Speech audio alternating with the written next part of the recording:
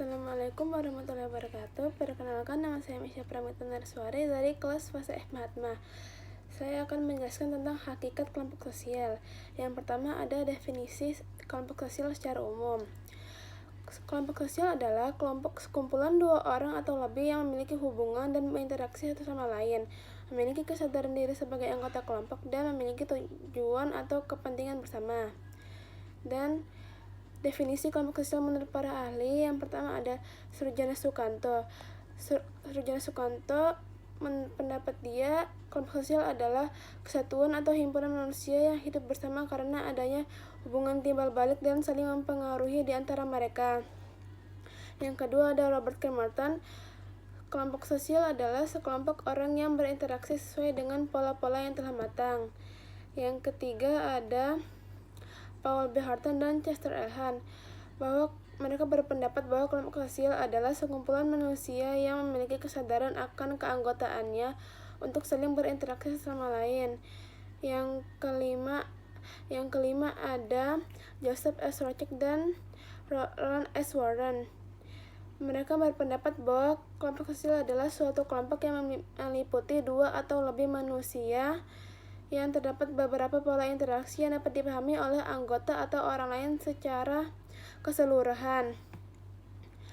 Ciri-ciri kelompok sosial, jenis-jenisnya. Jenis-jenis kelompok sosial yang pertama ada kelompok primer atau utama, yaitu satu kelompok yang di dalamnya terjadi interaksi sosial yang para anggotanya saling mengenal dan dengan sangat dekat dan berhubungan erat dalam kehidupannya. Sedangkan menurut George Homans, kelompok primer adalah sekelompok orang yang saling berhubungan secara teratur sehingga tiap orang dapat berkomunikasi secara langsung atau tatap muka tanpa perantara. Misalnya keluarga, RT, teman bermain, kelompok gereja, dan lain-lain. Yang kedua ada kelompok sekunder. Kelompok sekunder adalah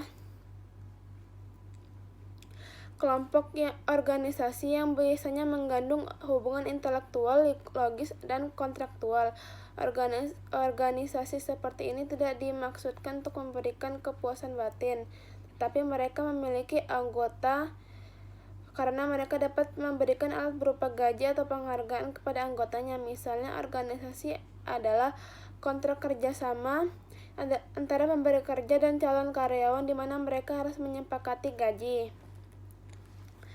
Yang ketiga ada kelompok formal.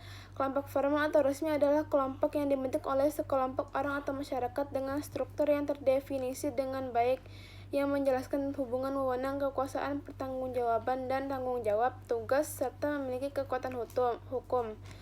Struktur saat ini juga menjelaskan bagaimana saluran terbentuk melalui mana komunikasi terjadi. Yang keempat ada kelompok informal. Kelompok informal adalah kelompok yang muncul dalam kelompok formal. Bedanya, kelompok informal tidak menggunakan aturan mengikat. Contohnya, kelompok informal adalah kelompok bermain, belajar bersama, dan kelompok kerja.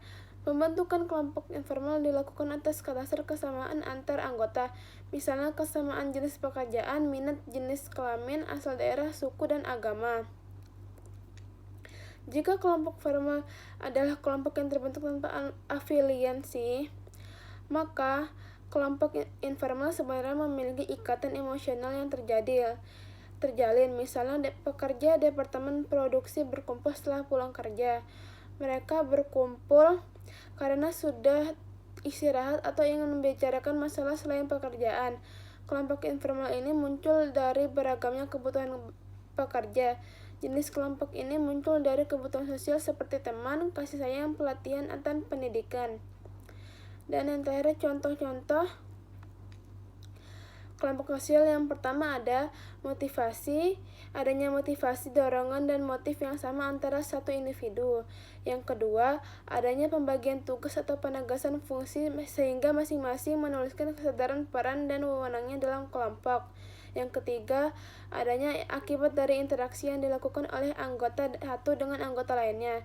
Yang keempat, terbentuknya norma dalam kelompok yang sesuai dengan nilai-nilai yang didukung oleh anggota.